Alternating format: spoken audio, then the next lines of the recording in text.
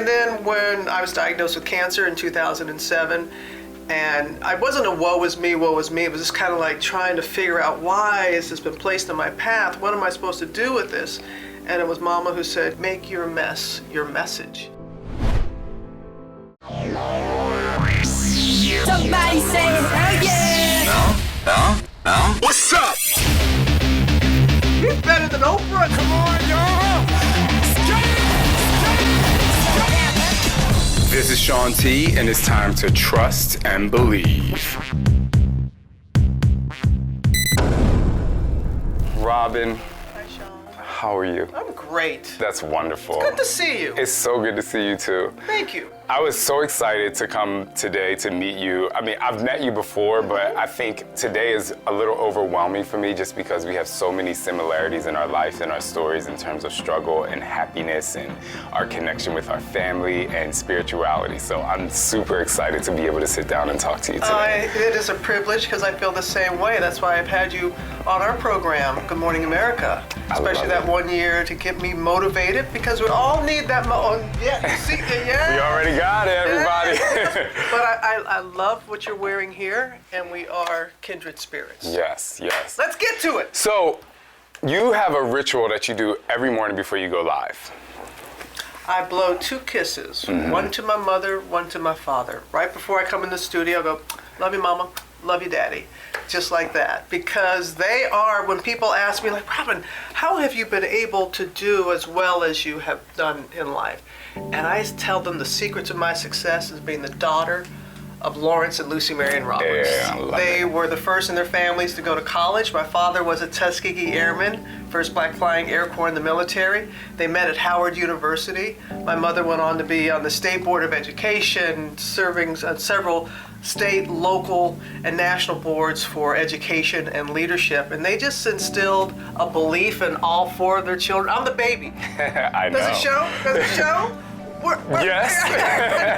But I benefited from my older siblings. I benefited from my mother and father, and I'm just really grateful that, you know, I pay tribute to them every morning before I walk into that studio, because I know it's because of them that I'm here. It's exciting to hear from someone who I admire so much, because before I shoot my workout videos, I pray, and I pray to my grandfather.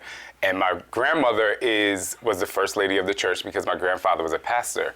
So I pray to my grandfather, and I'm like, my mom, I know you're right there. So when I read that in your book, it was just so incredible, because I know that feeling of being able to receive from someone that motivated us so much. Absolutely. When you think of those that have gone before us in our families, and when I am struggling and thinking that things are just too overwhelming, I think of my ancestors, what they went through, and so I'm going to complain, I'm going to moan and groan. No, I'm going to get up. Yes. But we are very grateful. We are very, very blessed to have had that kind of strong foundation. And we do it. And with my glam fam, we pray before we leave the dressing room, and it's something that I have shared. And I got to tell you, I was really reluctant many years ago when I was asked my morning ritual. This is before I was an anchor at Good Morning America. I was a correspondent.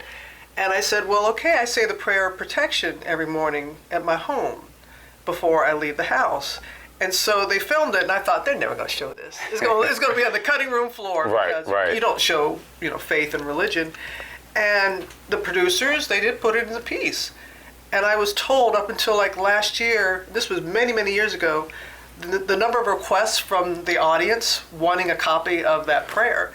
And that showed executives here, oh my gosh, there is this thirst out there. People do. We shouldn't shy away from speaking about our faith. Absolutely. Speaking of faith and your connection, and you call it the Glam Squad? Yeah, the Glam Fam.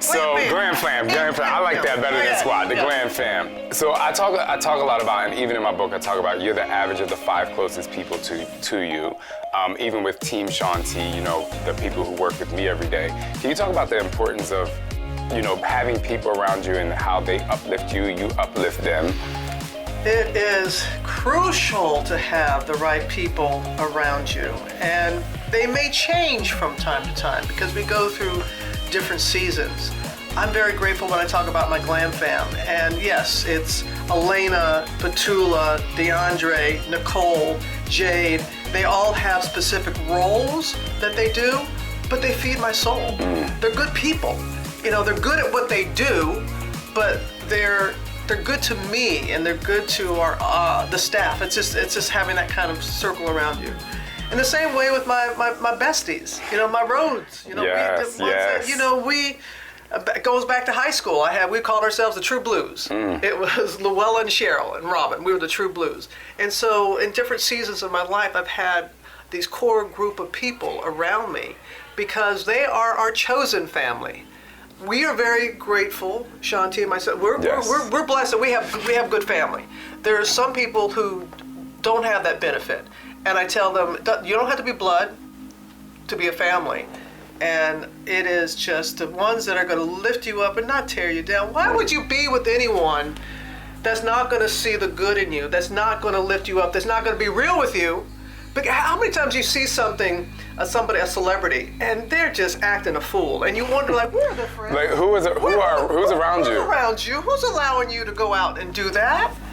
And thankfully, I don't have to concern myself with that. Yeah, I think a lot of times what happens is, especially as a celebrity or someone who may be the boss or whatever, people are afraid to speak up. But I think it's important for everyone, regardless whether you're in just a group or you're the leader, to be able to allow people to open up and share their emotions, share their heart, and share their feelings, because it makes more synergy in the group. So yeah, just share like that. Yeah, one of the things I'm really talking a lot about with my fit fam, is what I like to call it, my fit fam, is waking up every day and learning how to give to yourself first before you give to everyone else. Because we wake up and the first thing we think is, I gotta pay the bills, I gotta walk the dog, I gotta take out the trash, I have to go make money for someone else. What is your morning ritual in terms of giving back to yourself every single day? Meditation. The first thing I do when I wake, my alarm goes off at 3:15 a.m. By 3:30, I am meditating. I meditate from 3:30 to 4. I use that half-hour block to meditate. My daily devotional, Streams in the Desert, a devotional that's been in our family for generations. And it's something my grandma used to call quiet time. I just, before all the noise, and you've been around here, you know how it gets here. I just have to start my day, just silence. And there's a mantra that I say to myself: you gotta change the way you think in order to change the way you feel. You have to change the way you think in order to change the way you feel. Because sometimes you can wake up and there might have been something from the day before, or you're thinking about what you got going on that day, and it just can become overwhelming. And then it's like, you gotta change the way you think, and it'll change the way you feel. And so that's really something that has kind of been invaluable to me in the morning, just to kind of, doesn't guarantee it's going to be a good day, but it guarantees that I'm going to give myself the ability to have that good day. I think it was your mother who said, turn your mess into a message. Make your mess your message! Make your mess your message. Make your mess your message. Yes! I think that's incredible. Was that one of the most profound lessons you learned in life from someone that was older than you, or is there more? Oh, there's more. When Mama said, make your mess your message, and it goes down back to like when I was a little kid, and I'd be outside, and I'd come home, Mommy, so-and-so did this. And she'd go, oh, honey, everybody's got something. And then it turned into, one of those things like, really, come on now. And then when I was diagnosed with cancer in 2007, and I wasn't a woe is me. It was just kind of like trying to figure out, why has this been placed in my path? What am I supposed to do with this? And it was Mama who said, you've got good health care, you've got a great job, you've got great support. There are people who don't have those resources. Be their voice. Make your mess your message. Get the message out about early detection, those kind of things. And so when I heard that, it just made sense into not just the cancer challenge, but in others. Another thing that Mom taught me, and really has helped me, especially when I was more open with my sexuality. And I was concerned because of my faith that people would think, throw the Bible at me and those kind of things. And my family had known since the beginning of time. And they were concerned, how do I say this? My mother as a parent, you never want your child to be hurt. You never want the public, you never want others, even though you know you're being loved at home. A parent can't stand when their child is taken down. Is in pain. Thank you, Shaun. And so she said something to me. She said, God loves you because of who he is, not because of anything you did or didn't do. And then when I thought, it's like, I'm good, just right. And that really helped me, because you're always, I don't care who you are, you're always questioning yourself and am I doing the right thing, and how would this be seen? And when she said, he loves you because of who he is, not because of anything you do or don't do, that, in addition to the Make Your Mess Your message, has really, really given me a great foundation. You have Everybody's Got Something. And in my book, what's your something? What's your something? I'll tell you in a second. But I want to add this. It's a reporter, man. Turn it around. Come on, I like it. You can turn it on me. I'll tell you. But in my book, I talk about everyone's in the closet about something.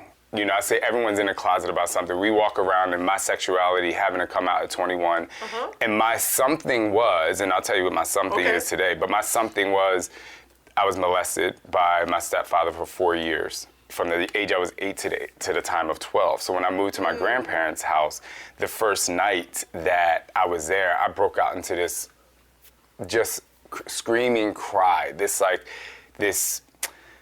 almost like exuberant relief that I had found a plan to get out of that toxic environment. And for me, that was me being born again. We talk about being born again. I never really understood what it meant until that day. And then in addition to that, not until 7 years later when I was 21, and I came out to my mom, that same night I had to come out about the molestation. So this big secret I was hiding. So then what's my something? Just recently, 2 years ago, having kids, my anxiety shot through the roof. I walk around, I'm like this strong guy, I motivate people and inspire people. And I didn't realize how my hypochondria, my health anxiety was just, it like skyrocketed. So that's my something. That's what I'm coming out about right now and working through. So I guess my question is, you just turned that on me. I'm like, whoa. Thank you for sharing that. Thank you. Of course. I'm proud of you. Thank you. Thank really you so proud much. Of you. That means a lot to me. Thank you. It's not easy to share. People feel, they don't realize, even though we're in the public's eye, it's difficult to share something. And people feel that vulnerability is a weakness. It's a strength. I truly believe that. And so when you're asking, why don't more people share? Why don't more people share their something? Because everybody's got something. When I speak to a group of cancer, I call them thrivers, and I don't like using the word survivors, cancer thrivers. And I'll say, it'd be a conference or something, and say, people who have gone through it, fellow thrivers, please stand up. Stand up so we can see in solidarity. And they sit down. I said, there's some others who in this room who've gone through cancer and they didn't stand up. It's okay. Just because we want to share and they don't want to share, there's no right or wrong, but I hope that we can show them that by sharing, by making your mess your message, what you just shared, what I have gone through, that is not the tragedy. That's not it. It's if we don't take the time to understand, why was this placed in my path? Why did this happen to me? What am I supposed to learn from it? How is it supposed to make me better? And more importantly, what can I now share with others who may have been molested, who may have gone through cancer, who are challenged with coming out about their sexuality, all those things. And I don't judge people who don't want to share, but I want to show them that vulnerability is a strength. It is not a weakness. I want to talk to my team. This is the perfect synergy. You go through life, and even as a professional and a motivational speaker, and I give keynotes, I always wonder, I just gave a keynote on global inclusion, just like being at work, a diversity, inclusion, and showing up to work as your whole self. Oh, wow. And even after the keynote, I call it the book line, when people come up and they take photos, that's when the real keynote begins. Because once you share your bravery to people, I get the chills.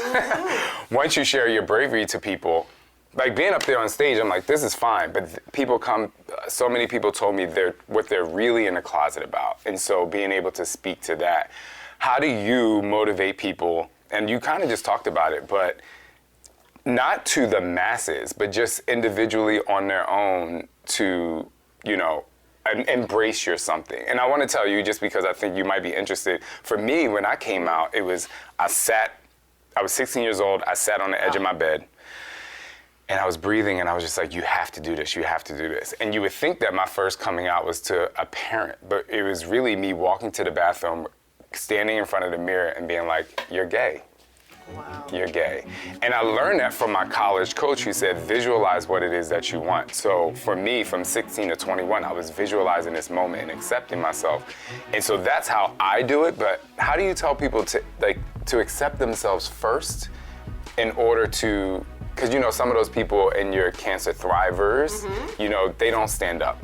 I think because maybe they need to accept what it is first, but what are your thoughts? Oh my gosh, that is beautiful. That you did that. Oh, thank you. I never thought about doing it like that. I think we all, when we're faced with something, we don't literally face ourselves. I just kind of just absorb what you just said for a moment, because I'm going to use that and let people know that that's a tool. Because this is what I always want to be able to supply people when I am in my book line and people are coming up and they're sharing there's something that they want to share to the group and the masses, and I just look at them and I'll tell them, you are stronger than you think you are. We all are. Did I feel that after losing my mother and father, who I used to like worry about how I was going to handle it when they left? Oh, sorry. Yeah, that's good. And to be as strong as I am in their absence on Earth, they're still here, but their earthly presence, and to have gone through cancer not once or twice, to say that I would have gotten, I never thought that I would be as strong as I am. And I look at people and say, you don't know, but you have that same strength within you. And they're trying to give me some tissue. We have a little napkin. We have something. I wanted to make sure we have something for you. I'm strong. These tears. I'm strong. Oh, he's better than Oprah. Everybody getting me crying. These lashes gotta last me. It's still early. It's still early. But the Glam fam is on deck, right? The Glam fam is on deck. But it's true. It's like, you know, we are all stronger. So that's what I say to people. I was like, look, you've got it within you. I wish that I had found that strength and had been taught to me in a different way. That's the way it was chosen for me to find my strength, to go through the challenges that I have. My mother had this great poem about pleasure and about sorrow and about how people go through these difficult times, and you try and understand why, but you learn so much about it. I walked a mile with pleasure. She chattered all the way. Can you imagine you walking with pleasure? Pleasure's like, wearing you out, just chatter. So I walked a mile with pleasure, she chattered all the way. But I was none the wiser for all she had to say. Shanti, I walked a mile with sorrow, and ne'er a word said she. But oh, the things I've learned from her when sorrow walked with me. Okay? So I don't want sorrow. I don't want to be fearful, but I learn so much about myself when I am, much more so than in the good times. And when I say that, of course I want good times all the time. But just to know that when you're faced with fear, and by the way, I'm afraid, he's afraid, everybody in this room is afraid, so so don't think that you got to wait until you're not fearful to actually do what it is. Take action, yeah. You're going to be waiting a long time. You're going to be on the sideline a long time, so come on and join us. Join us. And I'm so grateful that I because I remember, because we're athletic, I remember playing sports. I remember my knees sometimes rattling. Were you in the free throw line? Yeah, games on the line. People that, that's okay. And, some shots I made, some shots I didn't, but I took the shot. So I want to tell you about the time that I connected to you on such a high level. And I want to give you a little backstory so you understand. So I went to college for radio, TV, film. I wanted to be on TV like you and Anderson Cooper. It was like my dream to, but I gained weight, lost the weight by exercising, dancing, teaching. And so full circle moment, every time I come on Good Morning America or shows or whatever, even doing this now is like a dream to me because it's part of my journey. But I tell you, I think it was 2008, you interviewed India Arie. Oh. That interview, not only does it stick with me to this day, but at my transformation center, and I believe I'm correct in the song that she wrote, Life is a Journey, Not a Destination. There are no mistakes, just chances you've taken. Lay down your regrets because all we have is now. How do you know those words? Okay. Beautiful day. So you introduced me to India Arie, which is my biggest, I cannot explain to you. When people say, who's your favorite artist? I'm like, India Arie. I cry at my transformation center. I play her music, her interludes, and every time I think of her, I think of you. So I was given I'm doing a mentorship program, one-on-one mentorship program with some of my transformers is what I call them. Oh. Not people who are going through a journey, I call them transformers. And one of them was just like spitting out the lyrics to me because of, our transformation journey. So I want to know what inspires you to be able to pull out the power in people? Because it's one thing to pull out the power in people, but what inspires you to continue to pull out the power? Oh my gosh, that's such a good question. Because I'm just thinking about that when I was sitting down with India Arie, and it was and what the beauty of it is, it was supposed to be something really fun and silly. It was, we took, on Good Morning America, we took a test to see what would we be doing if we weren't doing what we are doing now. And my list came back that I would be a songwriter. I'm like, okay, I'm a songwriter. What do you mean? So I'm like, and so we said, like, let's find who do you want? And I'm like, I kind of like India Arie. Didn't really know her at the time. Wow. Can we arrange it? What happened, the depth of that interview that was supposed to be cutesy, like, oh, I'm making a song, which she did put on her one of her albums, and we've become very good friends since. And during my health journey, she reached out with music that hadn't even been put out yet, like her music, because she knew it would speak to me like it spoke to you. And what inspires me is just that. It's that because I know if I can pull something out, that how it changed you, how it transformed you hearing that. And so that is my inspiration, is to not, and like every time you sit down with somebody, it's not going to be that. But I think because of my dear colleague, Diane Sawyer, who said to me, when you approach an interview, when you approach a story, your hope is that it will cause a reaction that leads to action. That people hearing the story or the interview, they'll react to it, and it'll cause some sort of action that they'll take either for themselves or for the movement or for whatever it is. Doesn't happen all the time, but that's what I strive for. Well, your songwriting skills made a huge impact on my life. I like those royalties. Hey, there was. All goes to charity, by the way. Oh, it's fine. Remember that, everyone. Charity. Yeah.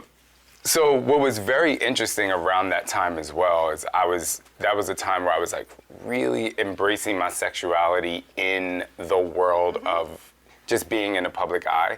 I never really hid it per se, but it was around a time that happened at that time, and then right after that, I was filming Insanity, and I think that's what I really want you to know, which was my blockbuster hit, which put me on the map. So life is a journey, there are no mistakes, just chances you've taken. Lay down your regrets, because all you have is now. So I went into filming that with that mentality, because I would wake up every day, watch you. I saw that interview, And then I would motivate people in the morning, and it completely changed the course of the way I was able to inspire people. So thank you so much. I'm glad to hear that. That's what that led to Insanity? It led to Insanity was there, but it led to the message, because before it was, you want to pull out motivation, but it was, let's get you to work and let's get you to work hard. But if you hear the testimonials of that workout, people say, you motivate me. They like moments when I'm like, you're right there. When I'm saying it, yes, you're right there, but they're taking it as you're right there, like never give up, because it was like filtering in my soul. And it's all because of your songwriting skills and India Arie, of course. Yes, I would go for India myself, but it's one of my favorite interviews. Speaking of songs, there was a part in your book where I literally teared up, and it was when your mom started singing, "This is my story, this is my song, praising my Savior all the day long.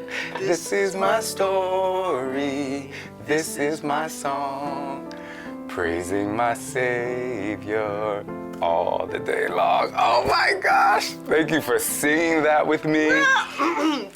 It's good that they know I'm not right. Well, you're a songwriter and a singer. We all sing. I tell people, some people say I can't dance. I was like, everybody can dance. You just don't have a beat. Don't worry about the beat. This podcast is called Trust and Believe. Can you give the listeners and watchers a message on your definition of what trusting and believing in yourself is? Faith in myself, faith in a higher being, faith that I'll figure it out, that I don't have all the answers, I'm not going to get it right all the time, but faith that I'm going to figure it out. I think people need to trust themselves more, and I do trust me. Good. I do. I never thought of it like that. Good. But I'm always like, telling people like, trust themselves. And I trust myself. I trust that my intentions are good. The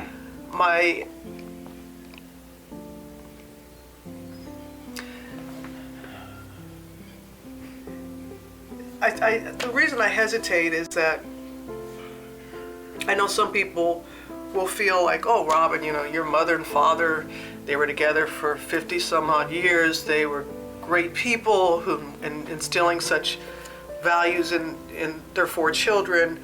I didn't have that. You talk about the upbringing that you had.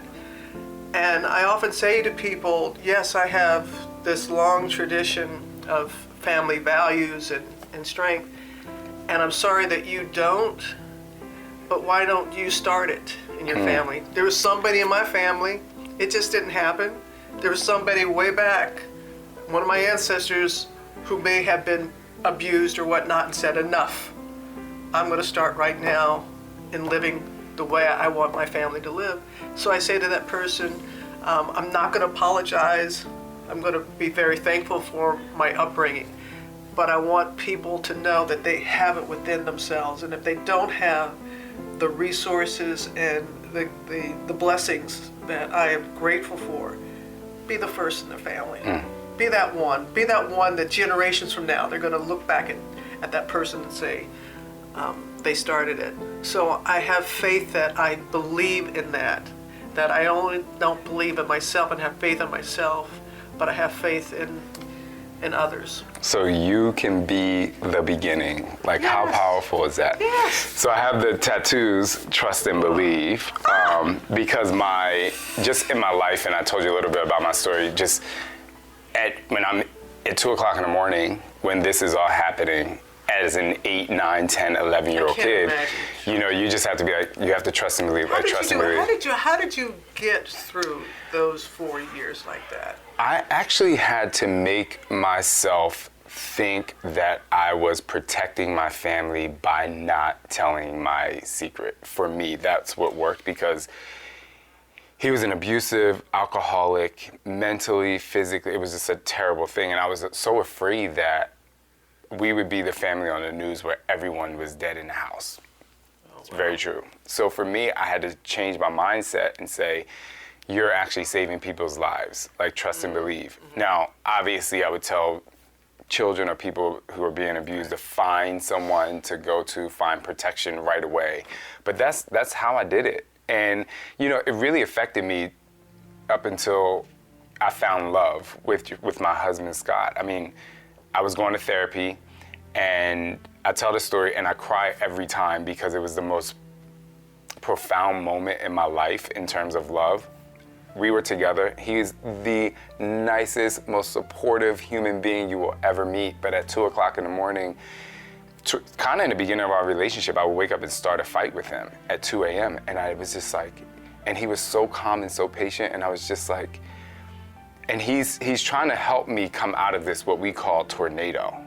And there's no way out until I went to therapy. Actually, I was going to therapy, and I called my therapist one day because I couldn't go to her office. And she said, you know, I was like, this is happening at 2 o'clock in the morning. She was like, so what happened to you at 2 o'clock in the morning? Wow.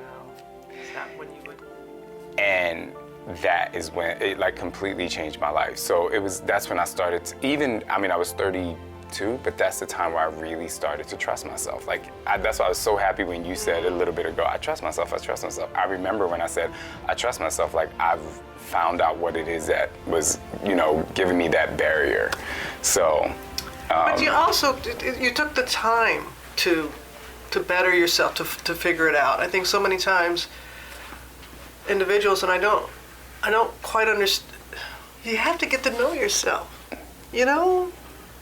There's nothing that frustrates me more when a young person especially will come into my office and they may want to do what I'm doing and they're not really sure, and so I'll ask them, well, what do you want to do? And they're not, they say, I don't know, what do you think? I'm like, if you don't know you, I just met you 10 minutes ago.